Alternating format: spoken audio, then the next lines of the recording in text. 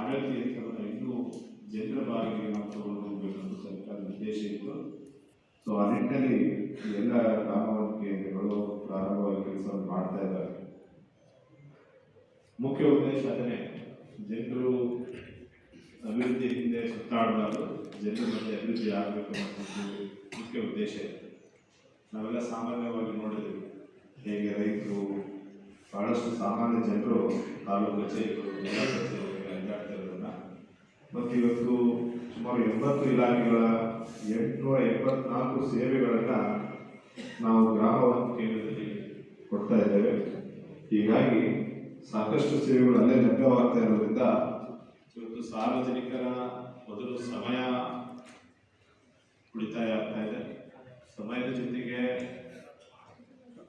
ಏನು ಅವರು ಅನಾವಶ್ಯಕವಾಗಿ ಖರ್ಚು ಮಾಡಿಕೊಂಡು ತಮ್ಮ ಸೇವೆಗಳನ್ನು ತಾಲೂಕಕ್ಕೆ ಜಿಲ್ಲಾ ಮಟ್ಟಕ್ಕೆ ಮುಂದೆ ಕೊಡಬೇಕಿತ್ತು, ಅದರಲ್ಲಿ ಕಡಿಮೆ ಆಗಿದೆ.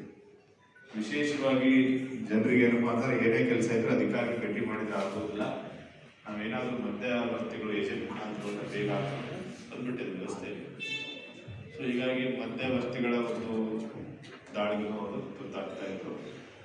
ಮತ್ತು ಬಹಳಷ್ಟು ಸೇವೆಗಳು ಸರ್ಕಾರ ವ್ಯವಸ್ಥೆಗಳಿಂದ ಎಲ್ಲವನ್ನೂ ನಾವು ಇನ್ ಟೈಮ್ ಮಾಡ್ಕೊಂಡಿದ್ದು ಸಹ ಅನುಕೂಲ ಆಗ್ತಾ ಇದೆ.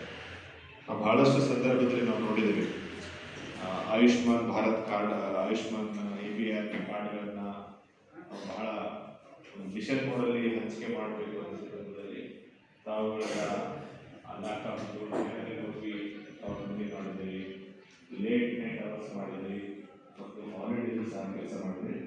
ಹೀಗಾಗಿ ಇವತ್ತು ವಿಶೇಷವಾಗಿ ಬಹಳ ಸಂತೋಷ ಆಗ್ತದೆ.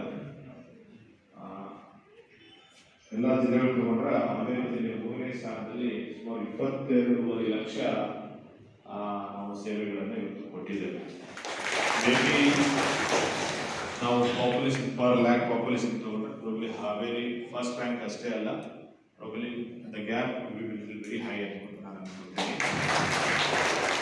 ಮತ್ತು ವಿಶೇಷವಾಗಿ ನಾವು 2022ರಲ್ಲಿ ಬಿಜಾಪುರ ಜಿಲ್ಲಾಧಿಕಾರಿ ಆದಾಗ ಮುಖ್ಯಮಂತ್ರಿಗಳು ಒಳ್ಳೆಯ ಕೆಲಸ ಮಾಡಿದಂಥ ಪ್ರತಿ ತಿಂಗಳ ಯಾರ ಕೆಲಸ ಮಾಡಿದ್ರು ಆ ಪ್ರಶಸ್ತಿ ಕೊಡಬೇಕು ಅಂತ ಇದು ಮಾಡಿದ್ರು. 12 ತಿಂಗಳಲ್ಲಿ ಬಿಜಾಪುರ್ಗೆ 1 ತಿಂಗಳು ಸಿಕ್ತು.